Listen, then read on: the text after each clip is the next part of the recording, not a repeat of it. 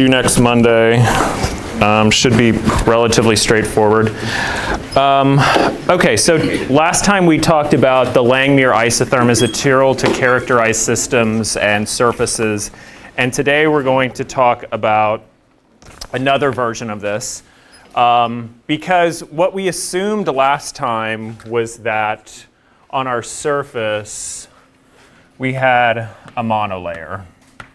Right? And hopefully your chemical intuition tells you that that's dumb, that that probably is not really going to happen, right?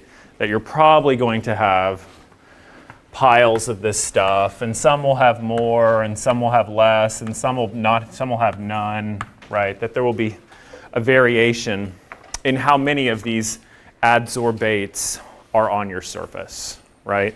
And that should hopefully make sense that there's some variation. So what this is showing is a system where we have these different thetas. So theta naught through theta 1, 2, 3, 4. And the way to read this is there's 14 different bins here, right? And so how many of these have 0 adsorbates? 3 of them do, right? 1, 2, 3.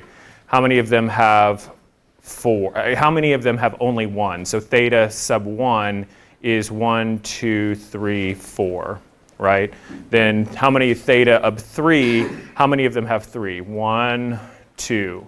So theta sub 3 is 2 out of these 14, right? So we can start to think of, instead of, last time we defined theta as, what did we describe? Like QB over ST, so total number of sites times the concentration of B on the surface, right?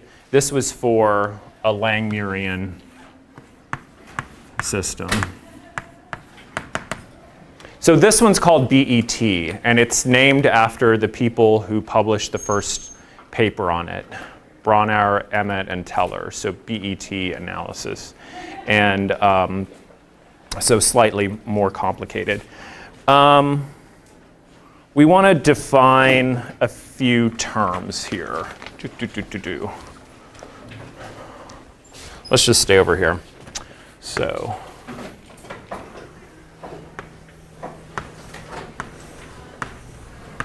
we're going to say that there's some kind of enthalpy here, right? There's some kind of enthalpy between the adsorbate and the surface. And so we're going to call that the enthalpy of desorption, right? We could just as easily describe it as, make the sign opposite and describe it as the enthalpy of adsorption, right? But we're going to say that this is the energy needed to remove an adsorbate. Okay? That's only for the first layer.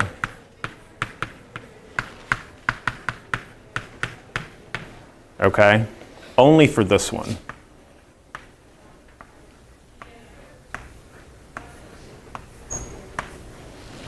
Okay? We're also going to describe an enthalpy of vaporization. And the reason we're calling it vaporization is because one of the assumptions of this system is that that is really bad. These start to behave as a liquid, okay? And that when we have these layers of adsorbate molecules, they start to act as an adsorbate, or excuse me, as a liquid, okay? So there's a delta H of vaporization, which energy required to remove an adsorbate on top of another adsorbate.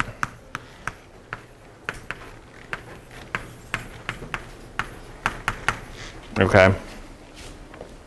Which one do you think is bigger?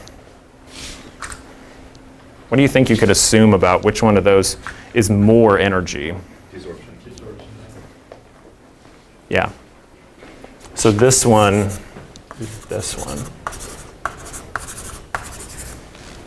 right?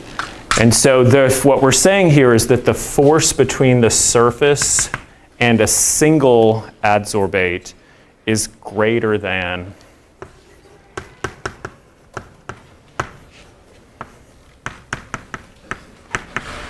and that's because there's more disparity in terms of the van der Waals forces. So the difference in charge distribution between your surface and this nitrogen molecule. Like, think, how much do nitrogen molecules want to see each other, right? Not a lot, right? So we can generally assume that the enthalpy of vaporization is pretty small, right? The energy required to remove this one is pretty small, okay? So that makes sense, especially when we start to come down here, because when we remove this and have a bare surface, right? Do surfaces like to be bare? No, right? So that is going to make a very unhappy surface when all of this final layer is gone, okay? So this is assumption number 1. Well, there's actually several assumptions, but this is assumption number 2 is that they're constant. And if we hold them at the same temperature, that's a pretty good assumption, right? What do you think, what is not necessarily constant? What do you think, where would you say, I don't believe it? The energy of vaporization depending on the thickness of the liquid. Exactly, right? So what we're saying here is that the enthalpy of vaporization for this layer is the same as this layer, is the same as this layer. And that's kind of a stretch, right? That's kind of a stretch. But for the purposes of deriving this expression, we can generally run with it. Okay. So we're going to skip the derivation. Actually, maybe we should. Yeah, we're going to skip the derivation a fair amount, just because I don't think it's serving us as much to spend all that time on it. But what we are going to do is get an expression for theta.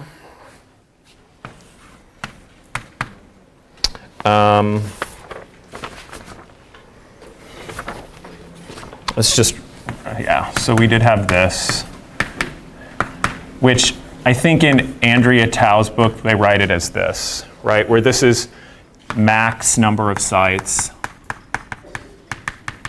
and this is number of occupied sites. Okay.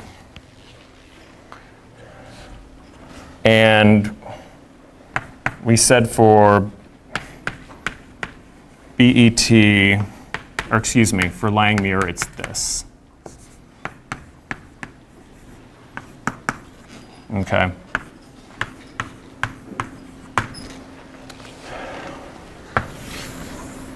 For BET, it's this expression, C times X equals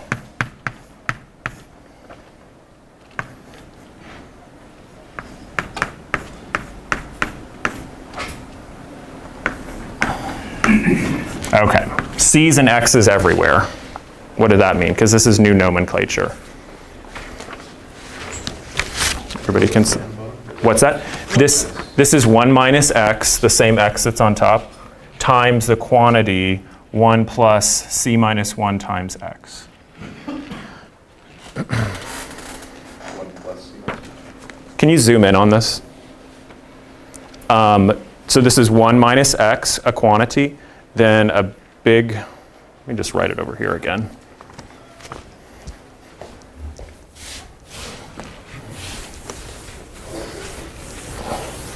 I was telling somebody, I forget who it was, that I was using chalk, and they were like, chalk? Who uses chalk? Oh yeah, it was this, our visiting seminar speaker from USC. And I was like, yeah, girl, we're a state school. We're on chalk down here. What else? I guess like whiteboards. I know.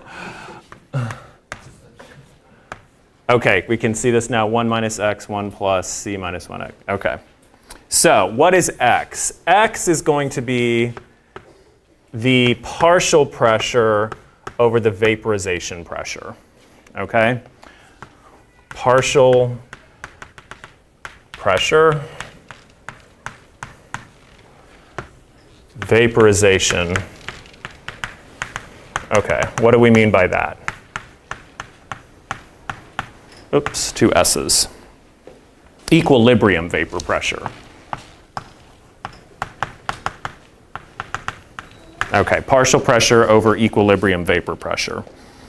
Okay, so equilibrium vapor pressure is just, is how much pressure does a liquid exert on a system based on evaporation. Okay, so imagine that we put ethanol into this closed system. This is mercury here. As the ethanol evaporates, it pushes the mercury some distance, right? That's the vaporization pressure, okay? Equilibrium vapor pressure. And it's a function of, what do you think is really going to affect this?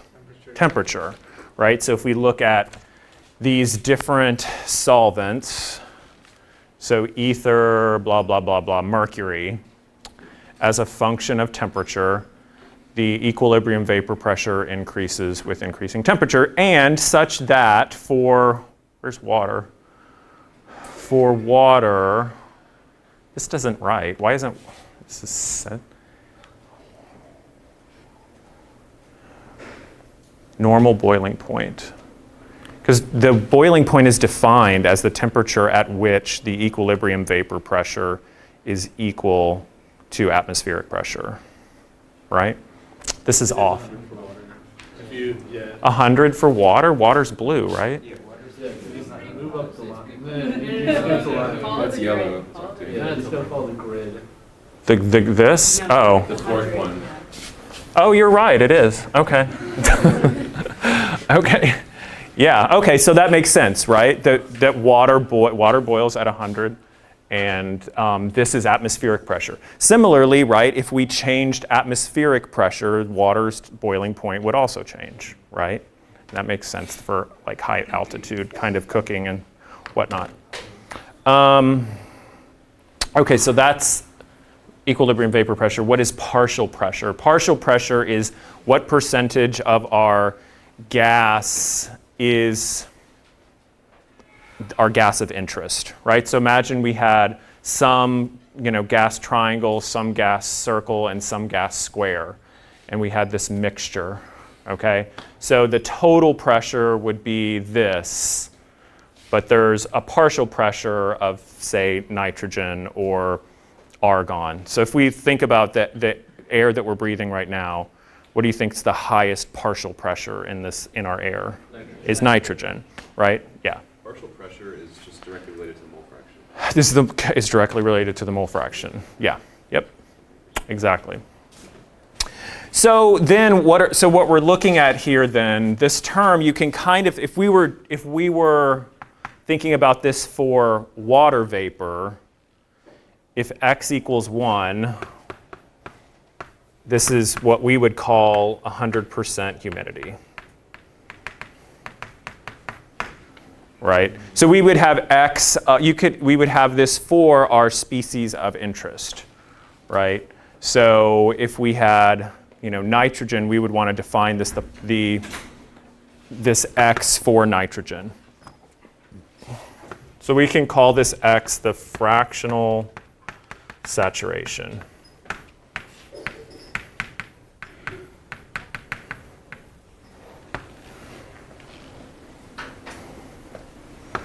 So when we do our experiments, right, this is a key thing that we can control, right? We can really clearly, we know this, we can look up the partial pressure is going to be in a book, and then when we have our closed system, we can dump in more or less nitrogen in order to control that, right? So that's a good thing. Okay. So the other thing then we want to define is this term C. And C is equal to this exponential term of the enthalpy of desorption minus the enthalpy of vaporization over RT. Okay? As we defined it earlier, enthalpy of desorption minus enthalpy of vaporization should always be positive, right? Okay? And R goes back to our old friend PV equals nRT, 8.314 joules per Kelvin mole. In case I haven't seen that one in a while. Okay, so then, yes. Okay, so let's think about some of the extreme situations like we did last time.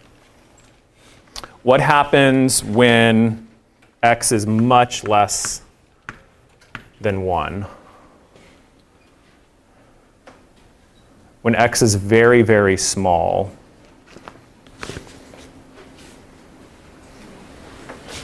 What's going to happen down here? It's basically going to equal 1, right? Because as this gets very, very small, this term drops out, and that just basically becomes 1 times 1. Okay? So when we have, so this is a very low amount of adsorbate. Okay?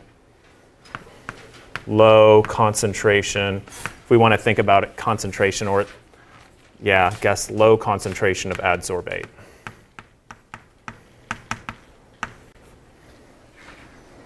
Then we basically have something where it's a linear system. Okay, so if we were plotting,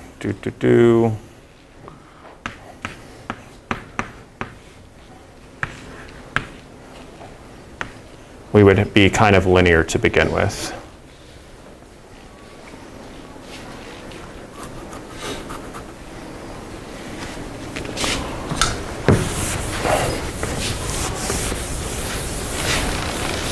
Okay, and then if x is much greater than 1,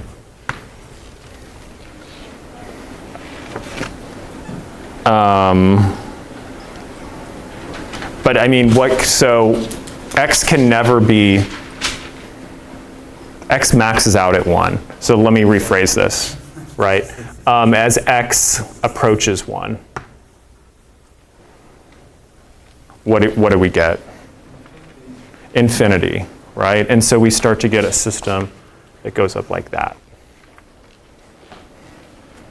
at these very high values. Okay. What about temperature? If temperature is high, if we were to compare two systems, room temperature and elevated temperature, what do you think is going to be the impact on, first of all, what's the impact on C? It's going to become smaller, and the impact on this is going to be, it's also going to drop, right? Think about it, because we have more in the gas phase, right? And same thing when we were thinking about Langmuirian, right? If we had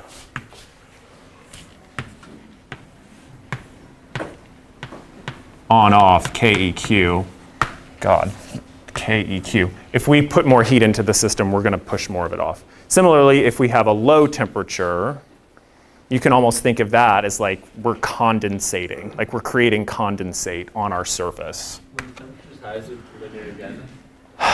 Well, if you keep going higher and higher temperature, do you only create a monolayer? Probably depends on the surface. Yeah, I don't think you can draw any hard and fast rules. So at high temperature, C decreases and theta decreases. And at low temperature, C increases and theta increases, right? What's different about this kind of system is that theta can be more than 1, right? When we were thinking about a Langmuirian system, the highest we could be is 1. But what these tend to look like is something like this, right? If you looked at the text, this is what these BET curves tend to look like, where you have this kind of approach around 1, but then it keeps going up dramatically as you further increase the pressure. Okay? Crap.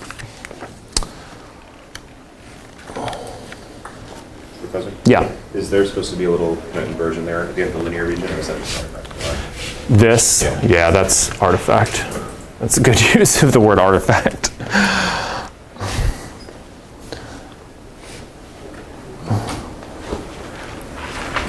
Okay, did we cover all these assumptions? Gaseous molecules behave ideally. Yes, we always talked about that. Multiple nitrogen, yes, we talked about that. Can be absorbed on each site. Each absorbed molecule provides a site for the absorption of a molecule in the layer on top of it. Yes, we talked about that. All sites are equivalent. No adsorb-adsorbate interactions. This is the same as Langmuir. Adsorbed molecule is immobile. That doesn't mean that they can't go on and off. That means side to side. And nitrogen in the second highest layers are assumed to be liquid-like. Yes, we talked about all those. Question? Yeah, on the graph, what does the dash, like the 1, what does that tell you? This is a monolayer. This is just one monolayer, right? This is before, this is a situation like this, before you've started adding a second layer, right? Yeah. So like as it approaches 1, it's like Mirian, and then after that it just becomes... I mean, it does kind of look like it, right? Yeah. Yeah. Yeah.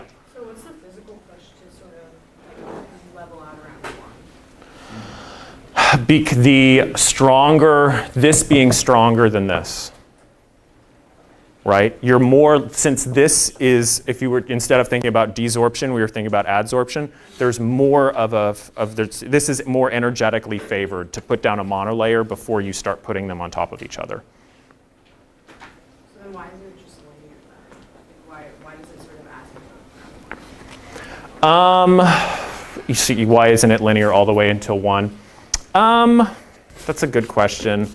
I mean, maybe you can think about it as sterics. Maybe it's the minor repulsion between the nitrogens as they start to get closer to each other. But, and also just think about it in terms of Le Chatelier's principle. Again, when you start to have, I mean, it's an equilibrium between open sites plus nitrogen to bound sites. So just as bound sites goes up, it pushes the equilibrium the other way. Yeah. So conceptually, in the Langmuir isotherm, we assume theta means the number of occupied sites ratio to the max number of sites. Yep.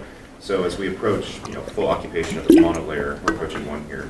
So are we taking it ultimately to mean the same thing? If we go above 1, then we're just double stacking? That's kind of a good point. So when we're defining it here, we're defining again as n over nm, where this is number on the surface. Nm here is this monolayer. Okay, so that's why when you just have a monolayer, it's 1. But the denominator here is the number of sites in layer 1.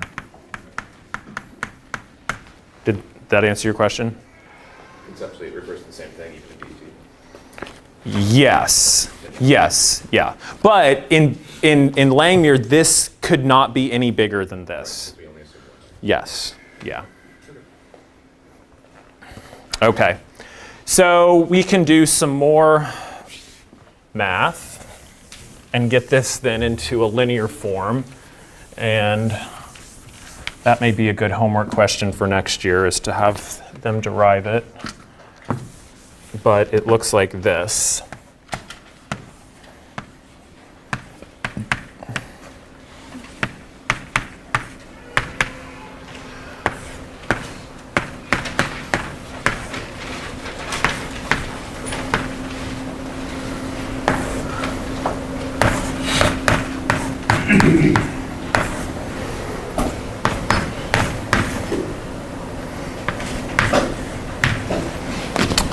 So again, fortunately, x is the same x that we defined earlier.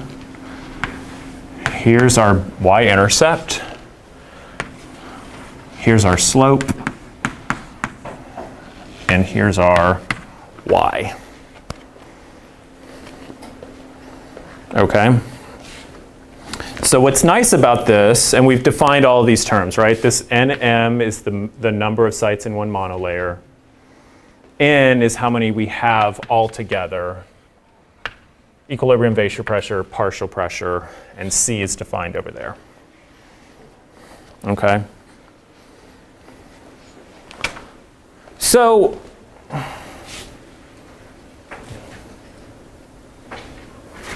now we have another equation, another linear equation for these kinds of experiments, right? So, and this is kind of confusing. This is if it was just entirely linear, but we showed how we could make BET linear and how we could make Langmuir linear. How do you think you know which of these, and there's this other one that we're not even going to have time to talk about. How do you think you know which of these models is best for your data? Like you can just fluoresce something, mark the molecules, and see how they stack. Oh man, go easier than that. Say you started putting in, because the experiment would be the same, right? It's just how do you model the data? In all of these experiments, you would take your nanoparticles, drop them in a closed system, add either some liquid or some gas, and measure how much of that liquid or gas is absorbed on the surface. So how do you think you know which of these models best approximates your data? Well, that's one of the models, right? But how would you know that that's the best? Yeah. Just graph it and see what it looks like? Yes, and then what would be your metric? Best fit, right? And so when you get sorry if I made it too hard. Yeah, I mean, so if you did like a BET kind of experiment, you might get, your data might look like, and then maybe you do this, take the data and do a Langmuir process, and you get a straight line. And so here you would say, okay, I'm going to use the Langmuir isotherm to model my data, right? You would just take the same data and punch it in both ways, okay? And it sounds kind of hokey, but this is standard. So yeah. Isn't that always how you see what model? Yeah. Yes. Thank you. I guess yes. You're right. Is which model gives you the best fit, right? Yeah. Okay. So what this looks like then for BET is, so this is then your P partial pressure. And this is most often described as a delta volume, right? A change in, because we can measure we know this is a constant. This is our Y, right? We can look up our equilibrium vapor pressure. Our partial pressure is what we put into the system, right? This can be calculated on how much pressure is left after it has a chance to react with our solid, right? So this is how you would physically do this experiment. So if you want to think about it as another delta volume or a delta pressure, but what your y-axis is really plotting is this, okay? So then if it fits this model well, you should get a straight line, okay? So let's see if we can use this then. Nitrogen absorbs on 0.75 grams of silica particles at 77 Kelvin. You measure the change in volume of the added nitrogen as a function of the fractional saturation, and you know your y-intercept and your slope. So find the enthalpy of desorption and the specific surface area. What do we mean by specific surface area? Surface area that it normalized to the weight of the material. So that's how these sorts of areas are generally expressed. So specific surface area. Is the y percent just 3.35 moles to minus 1, or is there supposed to be like grams per mole or something? No, per mole is the surface area over the mass. So a really high specific surface area is like 1,000 meters squared per gram. What did we say for charcoal? It was like 3,000 meters squared per gram.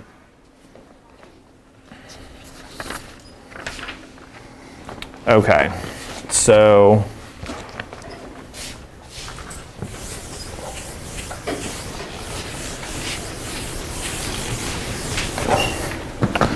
we know that our slope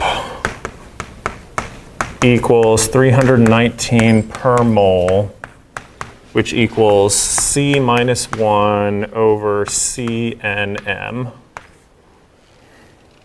And we know that B equals 3.35 per mole, which equals 1 over CNM. So this sets us up for 2 equations and 2 unknowns. But what's even easier than that we could do here? If we just divided them, slope over B, right? So then that would cancel, equals C minus 1. Okay.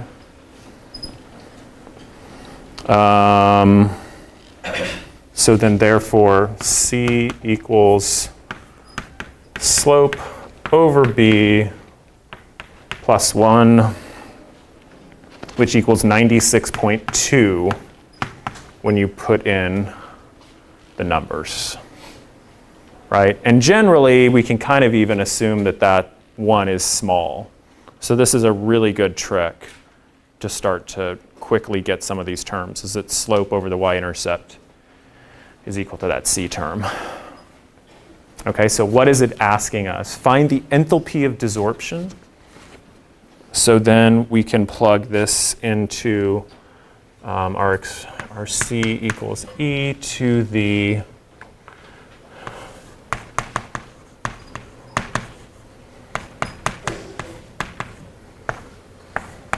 over RT.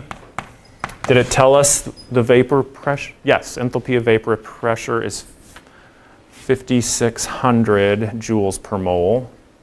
So C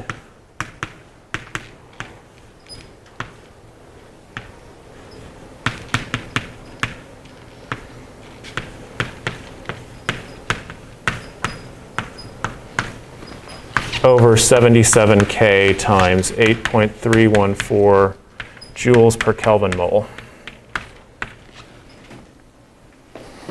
And when I solved this, I got delta H is 8.52 kilojoules per mole. So does that number make sense? Because it is greater than our enthalpy of vaporization. Okay? That's the energy required to remove a nitrogen from the surface. Okay? So that can be a useful number, right? That can characterize your material. What if instead of you're trying to load nitrogen, you're trying to load paclitaxel or doxorubicin or some kind of drug, right? So you can say my nanoparticle holds on to this material more or less than another material. Or this holds on to my drug so strongly, I need it to let go better, right? Once it gets to tumor, I need it to be able to release this. Yeah? Wouldn't these values be dependent upon the adsorbate? Absolutely. Absolutely. Yeah. Yeah, but that's what's nice about these techniques is you can generally do them in the liquid phase, right? One issue is how long do you incubate, right? So there's always this experiment, you take different amounts of solid and add it to the same concentration. How do you know when you've cooked it long enough? So that's an initial kind of experiment you want to do, is look at time 1, 2, 3, 4, 5, same concentration, same amount of material, until you should get some point where it's no longer depleting. And then once you find that time, then you go back and change the other parameters, right? Okay. Okay, what about surface area? Or specific surface area.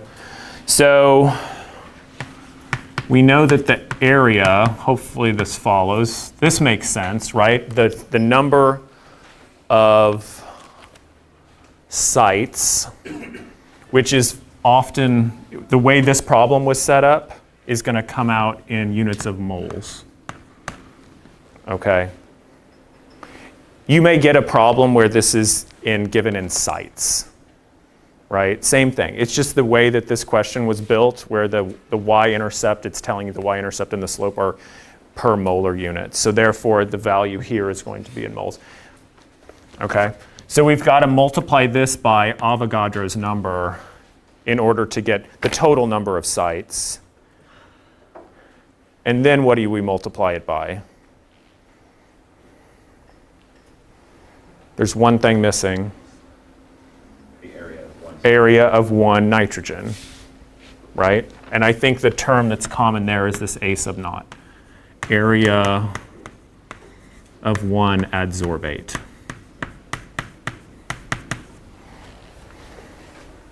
Okay. So now what? We know that B equals 1 over CNM, right? This is our slope. So therefore, NM is 1 over B times C, which equals, what is B? B is 319. B is 3.35. B is 3.35.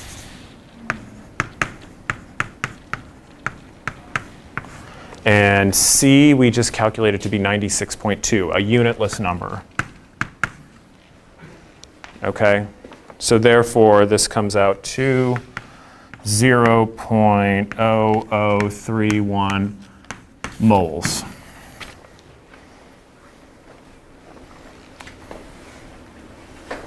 Okay, so then if you put this into here, Avogadro's number, and 0.162, I got for area 302 meters squared, converting from nanometers, square nanometers to square meters.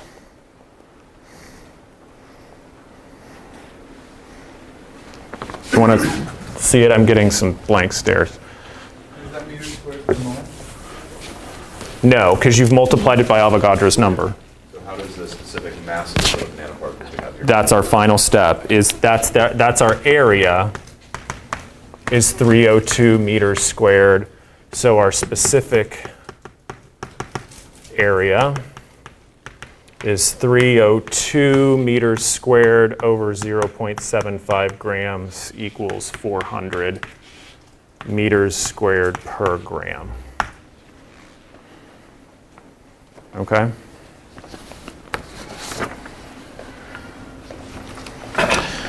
So get comfortable with this. There's a homework problem on this. There will definitely be one or more test questions on both Langmuir and BET, just because it is a really important concept. There's a characterization class as part of the major, right? Nanosystems characterization?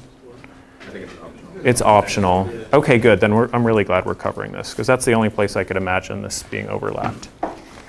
So Andrea then had a chapter on, well, a subsection on surface area. I'm debating how much further to go into it on Friday. But it stands to reason that, I don't know, this is kind of a really oversimplification, that there's two ways to, so this is a really radical kind of change. I'm just going to spend a little bit of time on this. There's two ways to make a surface, right? To chop up a big thing or to build up from tiny things, right? And so if we're thinking about it in terms of creating a new surface, right? Which of these has more energy? This one or one on the edge? One on the edge, right? This is a more energetic, these are more energetic atoms, right? Because this is pacified or occupied by 6 other adjacent atoms, okay? Whereas these have 2, 3, 4, something like that, they're missing. Okay, so surface and core. The difference between the surface and the core is the number of other bound atoms. Yes. Okay. So there's this term, surface energy, which has a value that you can look up, right? And so in liquids, this would be called surface tension, right? So surface tension may be kind of an easier way to think about it, right? So water has a relatively high surface tension, right? That's why you can get pictures like this. And when I search for images of surface tension, this was also a great example, right? When people swim, right? People who are really good at swimming, they don't break. Like, isn't that amazing that the water tension is overneath before they've popped through the surface? So if we think about like water having a higher surface tension than hydrogen, that makes a lot of sense, right? Similarly, mercury is even higher and metals are higher still, okay? Another way to think about this is, the work done per unit area to create a new surface in the material.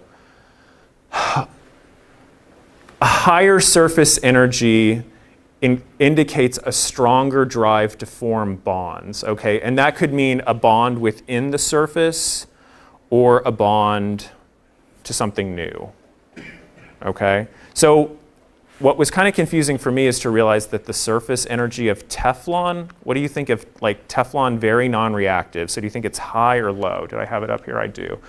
So it's very low, right? So that means it's very unlikely to form a new bond, okay?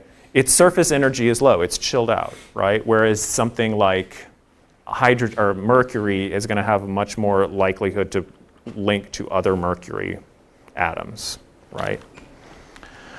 Okay, so then she goes on to describe, this is just copied from her book, the work of cohesion or the cohesion energy between two surfaces is simply twice that surface area, or excuse me, surface energy times the area of the two surfaces.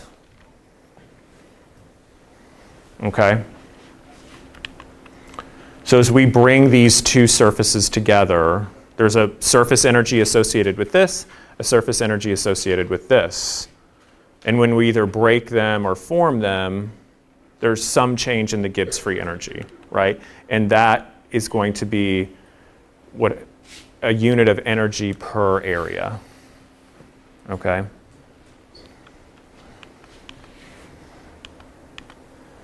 So could you do this one? Calculate the change in the total surface energy when 4 droplets of liquid mercury with this radius coalesce to form a single drop. So it's kind of cool that you can do this, right? Imagine, so who's ever have a high school chemistry teacher put mercury in your hand? You like sit around and play with it? No, that was, you guys had, I'll have to bring some in. They would fire me so quickly. Local professor gives mercury to children. But, so if you put these 4 drops, I mean, think about it, or with water, right? If you put 4 drops of water, they go together and make a big drop. So what's the delta E with that? Right? So we would go back to our expression. Where is it?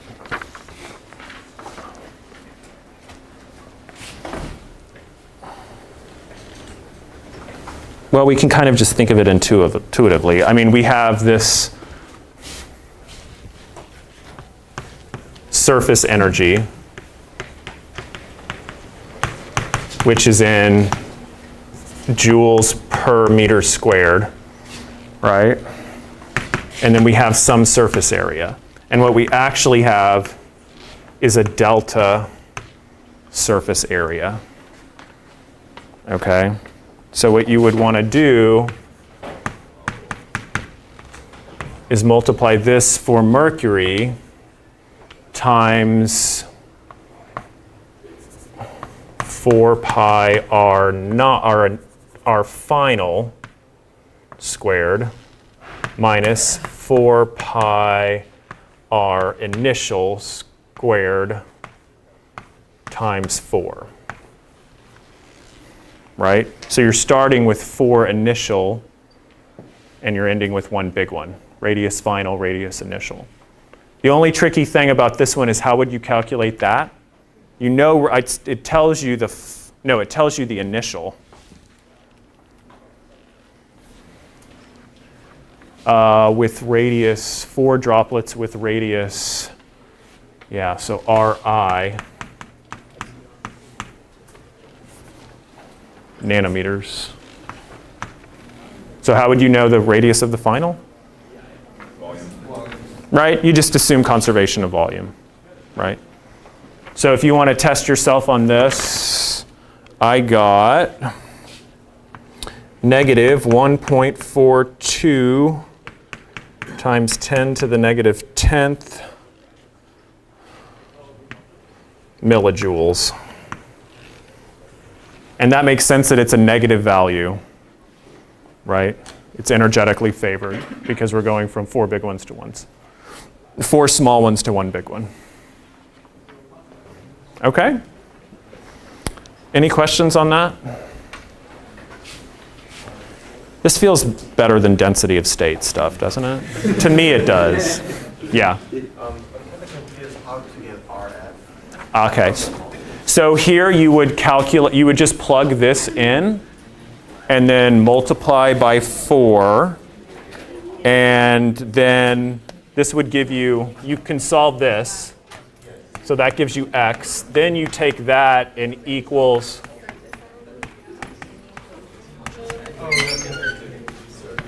Oh, like that. And then solve it back. And then you get, but this is using volume and this is surface area. Make sense? Because you can calculate this, you know all of that. And then I got RF.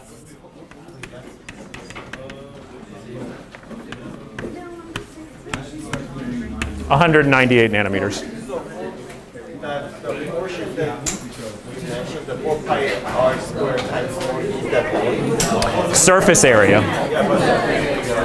Surface area, but you use the volume to calculate the new radius of the bigger particle. Okay. Yeah, and then once you know that radius, then you go calculate the surface area. Yep.